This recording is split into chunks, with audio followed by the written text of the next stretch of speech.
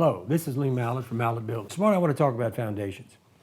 There's a misnomer out there. People seem to think that concrete is the foundation. The concrete is not the foundation. The pad underneath the foundation, or underneath the concrete, is the foundation.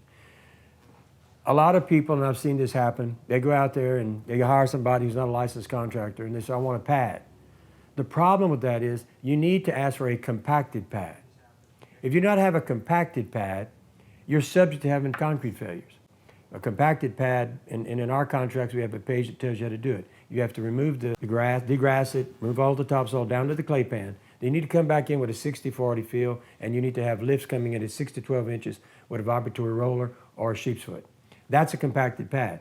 Even when you do that, you still can have a situation where you don't meet a high level of compaction.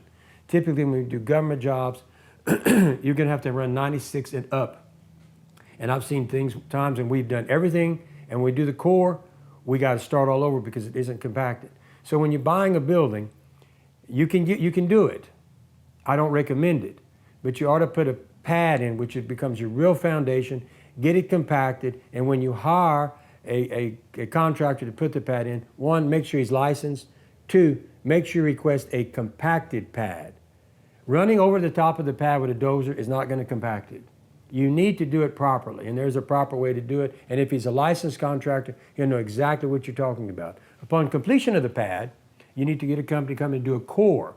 And they're going to give you a report on where your slab is to support the slab. Once again, the slab is not the foundation. Because what happens with a pad that's not compacted, when it rains, like in Louisiana, we got one of the worst parts of the country, the ground expands, pushing up on the slab.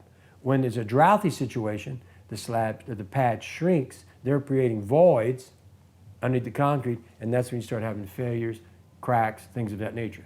Even with doing everything right, because of Louisiana's soils, you can still have hairline cracks. Hairline cracks are not a problem, okay? Don't like it, but you could get hairline cracks. Even in $1 million homes, I've seen them. I want to go back over and tell you that when you buy from Mallett Buildings, the first thing I'm going to send you is a specification sheet.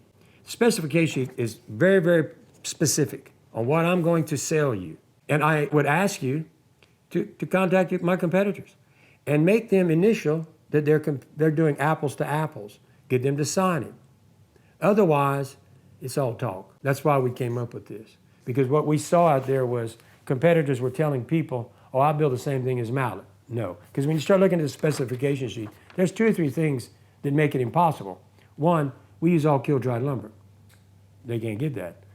2, we're going to use all #1 grade lumber if available, only #2, and that's only happened to us whenever the COVID thing occurred. We use Zack screws on the whole building. And we use screws on our building. In other words, all of your girts and all of your purlins are screwed to the wood. Then we screw the metal to the wood. Another thing they do out there is they say, oh, it's all screwed. And what they're trying to tell you is because they screw the metal to the wood, it's an all screwed building. No, they're nailing the girts and the purlins to the wood, not screws. So when you start looking at Mallett Buildings, and we sell 3 types of buildings, but our Mallett Building is the building we recommend because the reason it's more money is because it has all these things in it, including a 6-year warranty. Most of my competitors are going to be at 1 to 2 year warranties. Once again, thank you. Please share this with your friends. And you can always call us for information. We'd love to earn your business. You can call the office at 337-214-0428, or you can call me on my cell number, 337-515-2154. Every customer has my cell number. So if you buy from me, you're going to have access to me. Once again, thank you. Please share it. Have a good day.